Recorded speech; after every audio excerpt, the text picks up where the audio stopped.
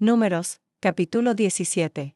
Después de los acontecimientos estremecedores que habían sacudido el campamento, la rebelión de Coré, la tierra que se abrió, el fuego que consumió a los hombres insolentes y la plaga detenida solo por la intercesión de Aarón, el pueblo de Israel quedó sumido en un silencio cargado de temor. La muerte había pasado por el campamento, y el peso de la santidad de Dios se había manifestado de forma incuestionable. Sin embargo, aunque el juicio había sido claro, en los corazones aún persistía una pregunta no resuelta: ¿quién tenía verdaderamente el derecho de acercarse al Señor? Fue entonces cuando el Señor habló de nuevo a Moisés, no con palabras de castigo, sino con una instrucción destinada a poner fin a toda murmuración. Dios no quería que el liderazgo quedara sostenido solo por el recuerdo del juicio, sino por una señal clara, viva y comprensible para todo el pueblo. Su propósito era confirmar, de una vez por todas, a quien había elegido para el sacerdocio. Ordenó a Moisés que hablara a los hijos de Israel y que tomara de cada tribu una vara, una por cada jefe de familia, conforme a la casa de sus padres. 12 varas en total, cada una representando a una tribu. Sobre cada vara debía escribirse el nombre del jefe correspondiente, y sobre la vara de la tribu de Leví debía escribirse el nombre de Aarón. Así, cada tribu estaría representada de forma clara y visible. Las varas no eran objetos ceremoniales, eran bastones de pastor, trozos de madera seca, símbolos de autoridad, liderazgo y sustento.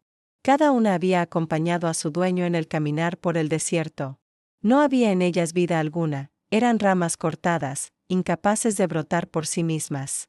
Precisamente por eso, serían el instrumento elegido por Dios para mostrar su poder.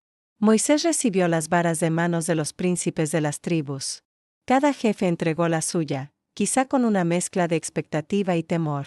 Luego Moisés llevó las 12 varas al tabernáculo de reunión y las colocó delante del Señor, en la tienda del testimonio, frente al arca del pacto. Allí quedaron, en el lugar donde la presencia de Dios se manifestaba, bajo la sombra del propiciatorio.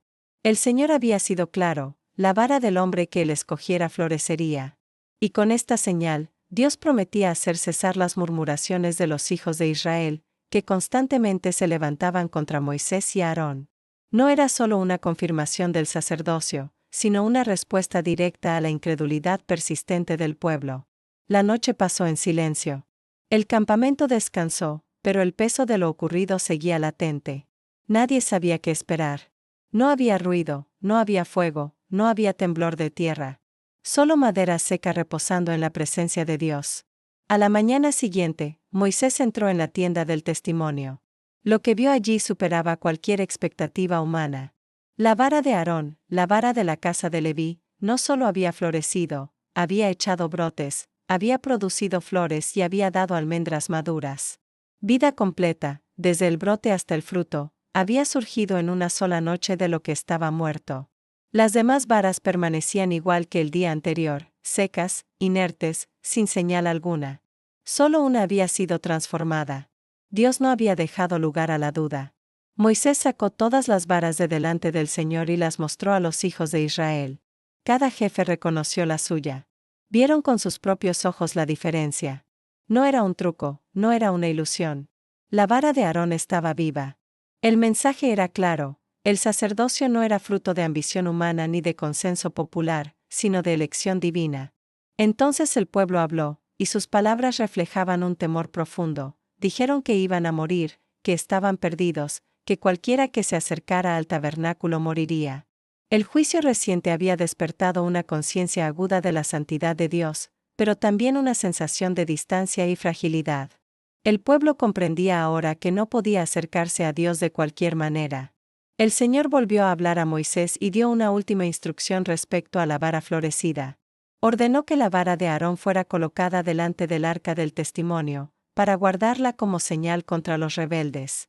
Sería un recordatorio permanente, una advertencia silenciosa, para que cesaran las murmuraciones y no hubiera más muerte entre el pueblo. Así, la vara que había florecido quedó guardada en el lugar más sagrado, no como símbolo de poder humano, sino como testimonio de que Dios es quien da vida, quien elige, quien llama y quien sostiene a aquellos a quienes pone al frente de su pueblo. El capítulo concluye con un Israel que, por fin, comprende algo esencial: la cercanía con Dios es un don, no un derecho, una gracia que requiere obediencia, respeto y mediación. El temor que ahora sentían no era solo miedo, sino el comienzo de una reverencia más profunda. Reflexión. Números 17 es un capítulo breve en extensión, pero inmenso en significado. Después de la rebelión abierta del capítulo anterior, Dios no responde con más castigo, sino con una señal de vida. Donde hubo muerte, ahora hay fruto. Donde hubo orgullo, ahora hay confirmación divina. La vara de Aarón es uno de los símbolos más poderosos de toda la Escritura. Representa la paradoja central de la fe: Dios hace brotar vida de lo que está muerto. Ninguna vara tenía capacidad natural para florecer. Todas estaban igualmente secas. La diferencia no estaba en la madera, sino en la elección de Dios. Así, el capítulo enseña que el llamado divino no se basa en mérito humano, sino en propósito soberano. También se subraya algo fundamental: la autoridad espiritual auténtica no se impone ni se reclama, se recibe. Coré quiso tomar lo que no le había sido dado, y su final fue trágico. Aarón, en cambio, no defendió su posición con palabras, sino que dejó que Dios hablara por él. El liderazgo verdadero se confirma en la presencia de Dios, no en la aprobación del pueblo. La reacción del pueblo revela otro aspecto profundo: el temor.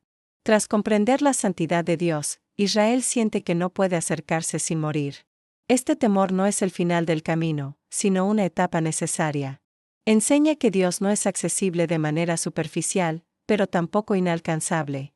Él mismo provee el mediador, el camino seguro para acercarse. La vara guardada junto al arca queda como un testimonio silencioso para todas las generaciones: recordar que la vida espiritual auténtica solo nace cuando Dios la provoca. No se puede forzar, imitar ni fabricar. Este capítulo invita a una reflexión personal profunda: ¿buscamos posiciones o aceptamos llamados? ¿Queremos reconocimiento o fruto? ¿Confiamos en nuestras fuerzas o dejamos que Dios confirme lo que Él ha establecido? Números 17 nos recuerda que, aun después del conflicto, Dios sigue hablando, que, después del juicio, Él puede traer vida, y que, cuando dejamos de contender por el lugar, Dios mismo se encarga de mostrar a quién ha elegido. Si te ha gustado el contenido, suscríbete, es gratis, y haz clic en el pulgar hacia arriba. Comparte este video con tus amistades y contactos, me ayudas a crecer. Muchas gracias.